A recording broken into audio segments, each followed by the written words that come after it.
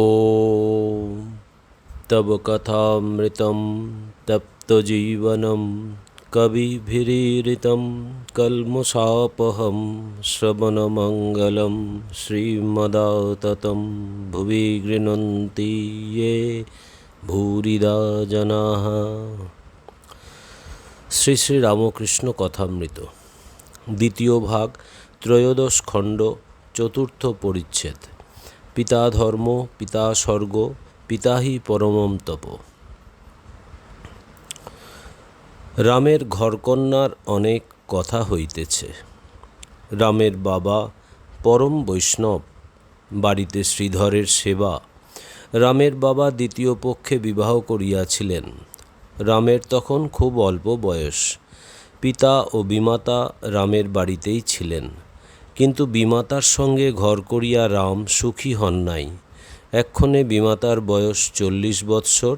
বিমাতার জন্য রাম পিতার উপরও মাঝে মাঝে অভিমান করিতেন। আজ সেই সব কথা হইতেছে। রাম, বাবা গোল্লায় গেছেন। শ্রীরামকৃষ্ণ ভক্তদের প্রতি, শুনলে? বাবা গোল্লায় গেছেন আর উনি ভালো আছেন।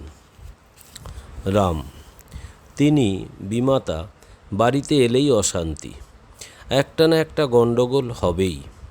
আমাদের সংসার ভেঙে যায়। তাই আমি বলি, তিনি বাপের বাড়ি গিয়ে থাকুন না কেন? গিরীন্দ্র রামের প্রতি, তোমার স্ত্রীকেও ওই রকম বাপের বাড়িতে রাখো না। সকলের হাস্য। শ্রীরামকৃষ্ণ সহাস্যে, এ কি হাঁড়ি কলসি গা? হাঁড়ি এক জায়গায় রহিল, সরা এক জায়গায় রহিল। শিব একদিকে, শক্তি একদিকে। রাম, মহাশয়, আমরা আনন্দে আছি। উনি এলে সংসার ভাঙবে এরূপ স্থলে। শ্রীরামকৃষ্ণ, হ্যাঁ, তবে আলাদা বাড়ি করে দিতে পারো, সে এক। মাসে মাসে সব খরচ দেবে। বাপ-মা কত বড় গুরু।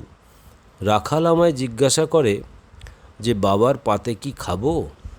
আমি বলি, সে কি রে, তোর কি হয়েছে যে তোর বাবার পাতে খাবি না? তবে একটা কথা আছে, যারা সৎ তারা উচ্ছিষ্ট কাহাকেও দেয় না, এমনকি উচ্ছিষ্ট কুকুরকেও দেয়া যায় না।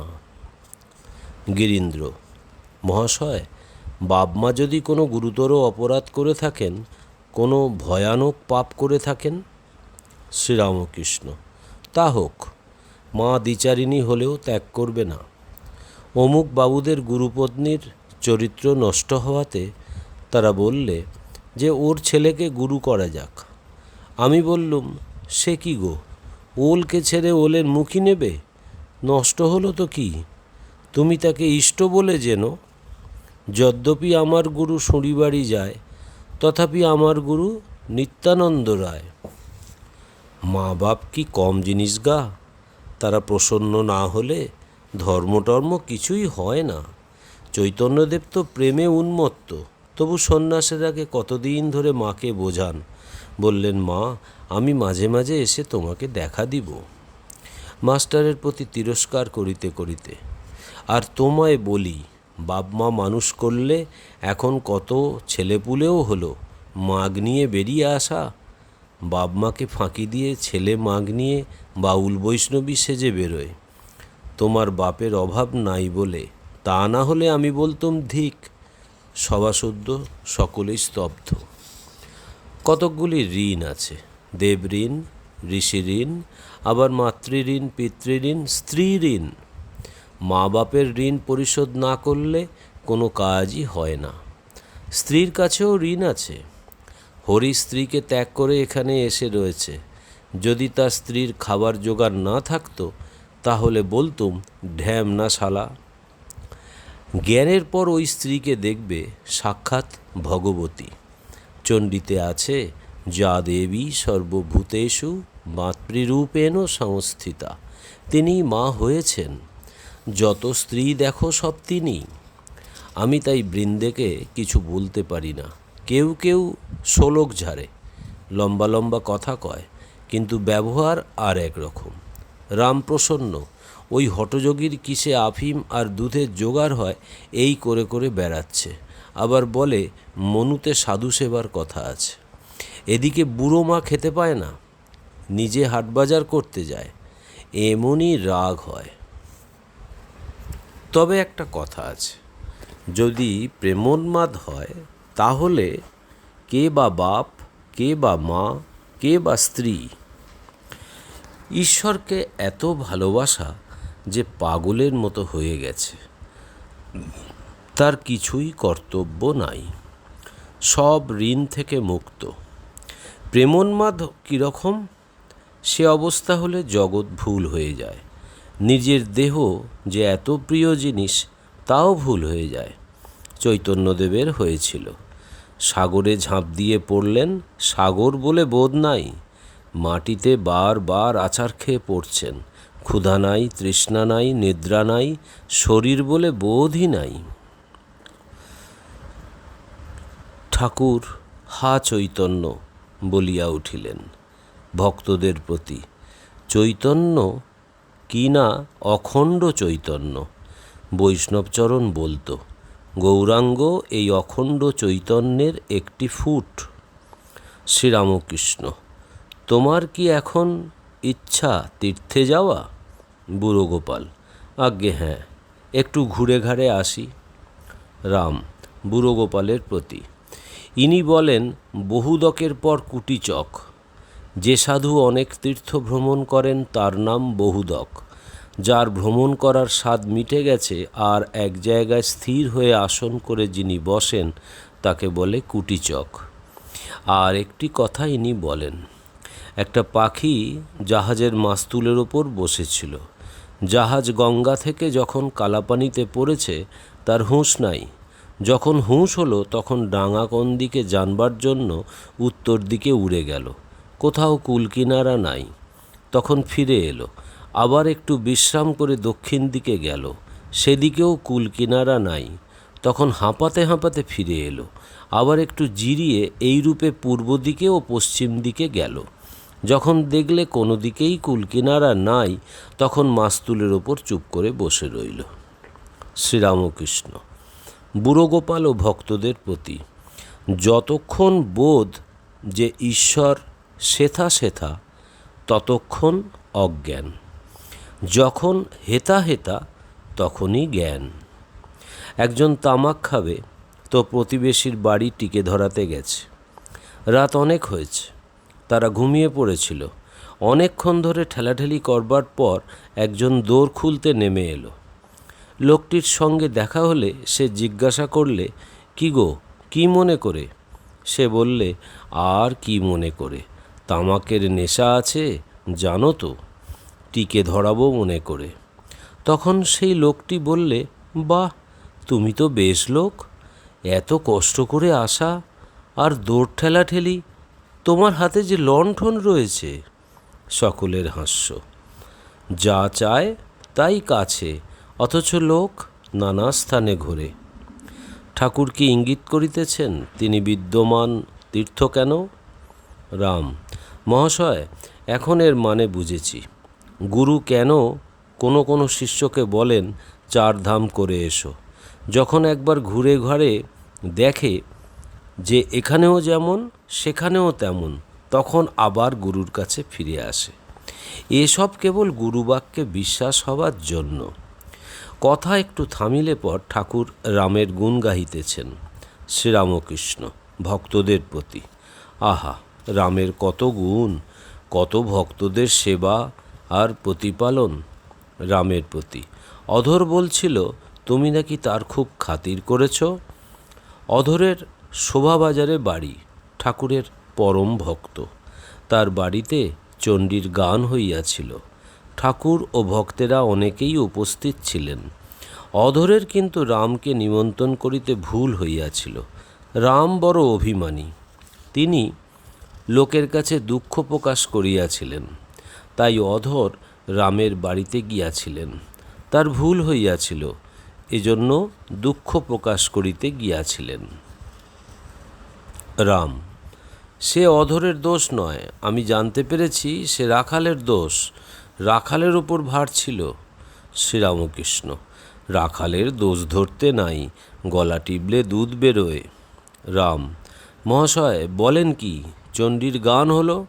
শ্রীরামকৃষ্ণ: অধর তা জানত না। ওই দেখো না, সেদিন যদু মল্লিকের বাড়ি আমার সঙ্গে গিয়েছিল।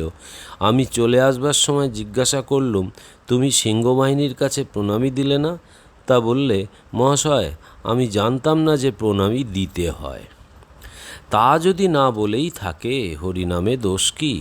যেখানে হরিনাম সেখানে না বললেও যাওয়া যায়, নিমন্ত্রণ দরকার নাই।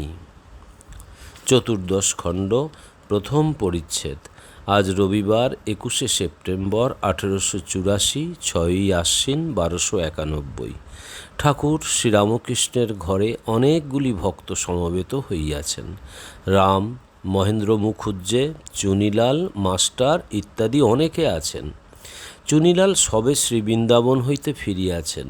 সেখানে তিনি ও রাখাল বলরামের সঙ্গে গিয়াছিলেন। রাখাল ও বলরাম এখনও ফেরেন নাই। নিত্যগোপালও বৃন্দাবনে আছেন। ঠাকুর চুনিলালের সহিত বৃন্দাবনের কথা কহিতেছেন। শ্রীরামকৃষ্ণ: রাখাল কেমন আছে? চুনি: আজ্ঞে তিনি এখন আছেন ভালো। শ্রীরামকৃষ্ণ: নিত্যগোপাল আসবে না? চুনি: এখনও সেখানে আছেন, দেখে এসেছি। শ্রীরামকৃষ্ণ: তোমার পরিবারেরা কার সঙ্গে আসছে? চুনি: বলরামবাবু বলেছেন ভালো উপযুক্ত লোকের সঙ্গে পাঠিয়ে দেব। নাম দেন নাই।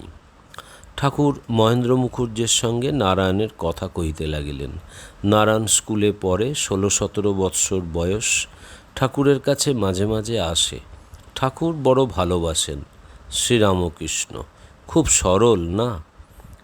সরল এই কথা বলিতে বলিতে ঠাকুর যেন আনন্দে পরিপূর্ণ হইলেন।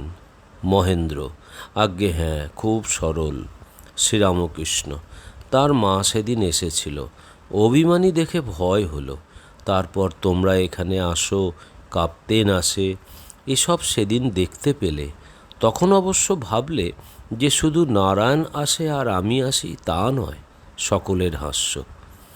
মিছরি এ ঘরে ছিল, তা দেখে বললে, বেশ মিছরি, তবেই জানলে খাবার দাবার কোনো অসুবিধা নাই।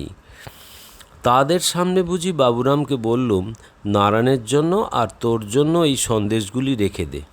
তারপর গণির মা ওরা সব বললে, মা গো, নৌকা ভরার জন্য যা করে। আমায় বললে যে আপনি নারায়ণকে বলুন যাতে বিয়ে করে। সে কথায় বললুম, ও সব অদৃষ্টের কথা, ওতে কথা দেব কেন? সকলের হাস্য। ভালো করে পড়াশোনা করে না, তাই বললে আপনি বলুন যাতে ভালো করে পড়ে। আমি বললুম, পড়িস রে। তখন আবার বলে, একটু ভালো করে বলুন। সকলের হাস্য। চুনির প্রতি: হ্যাঁ গা, গোপাল আসে না কেন? চুনি: রক্ত আমাশা হয়েছে। শ্রীরামকৃষ্ণ: ওষুধ খাচ্ছে? ঠাকুর আজ কলিকাতা স্টার থিয়েটারে চৈতন্যলীলা দেখিতে যাইবেন। স্টার থিয়েটারের তখন সেখানে অভিনয় হইত। আজকাল সেখানে কোহিনূর থিয়েটার। মহেন্দ্র মুখুজ্জের সঙ্গে তাহার গাড়ি করিয়া অভিনয় দেখিতে যাইবেন। কোনখানে বসিলে ভালো দেখা যায় সেই কথা হইতেছে। কেউ কেউ বললেন 1 টাকার সিটে বসলে বেশ দেখা যায়। রাম বললেন, কেন, উনি বক্সে বসবেন। ঠাকুর হাসিতেছেন। কেহ কেহ বলিলেন, বেশ সারা অভিনয় করে। চৈতন্যদেব, নিতাই, এসব অভিনয় তারা করে। শ্রীরামকৃষ্ণ ভক্তদিগকে: আমি তাদের মা আনন্দময়ী দেখব? তারা চৈতন্যদেব সেজেছে, তা হলেই বা। শোলার আতা দেখলে সত্যকার আতার উদ্দীপন হয়। একজন ভক্ত রাস্তায় যেতে যেতে দেখে কতগুলি বাবলা গাছ রয়েছে। দেখে ভক্তটি একেবারে ভাবাবিষ্ট। তার মনে হয়েছিল যে ওই কাঠে শ্যামসুন্দরের বাগানের কোদালের বেশ বাঁট হয়। অমনি শ্যামসুন্দরকে মনে পড়েছে। যখন গড়ের মাঠে বেলুন দেখতে আমায় নিয়ে গিয়েছিল, তখন একটি সাহেবের ছেলে একটা গাছে ঠেসান দিয়ে ত্রিভঙ্গ হয়ে দাঁড়িয়েছিল। দেখাও যা, অমনি কৃষ্ণের উদ্দীপন হলো। অমনি সমাধিস্থ হয়ে গেলাম। চৈতন্যদেব মেয়েরগাঁ দিয়ে যাচ্ছিলেন। শুনলেন গাঁয়ের মাটিতে খোল তৈয়ার হয়। যেই শোনা, অমনি ভাবাবিষ্ট হয়ে গেলেন। শ্রীমতী মেঘ কি ময়ূরের কণ্ঠ দেখলে আর স্থির থাকতে পারতেন না, শ্রীকৃষ্ণের উদ্দীপন হয়ে বাহ্যশূন্য হয়ে যেতেন। ঠাকুর একটু চুপ করিয়া বসিয়া আছেন, কিয়ৎক্ষণ পরে আবার কথা কহিতেছেন। শ্রীমতীর মহাভাব, গোপীপ্রেমে কোনো কামনা নাই। ঠিক ভক্ত যে, সে কোনো কামনা করে না, কেবল শুদ্ধা ভক্তি প্রার্থনা করে। কোনো শক্তি কি সিদ্ধাই কিছুই চায় না।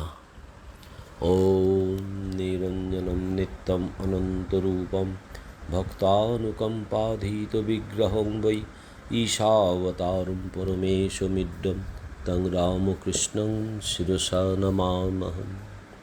শ্রীরামকৃষ্ণ অর্পণমস্তু।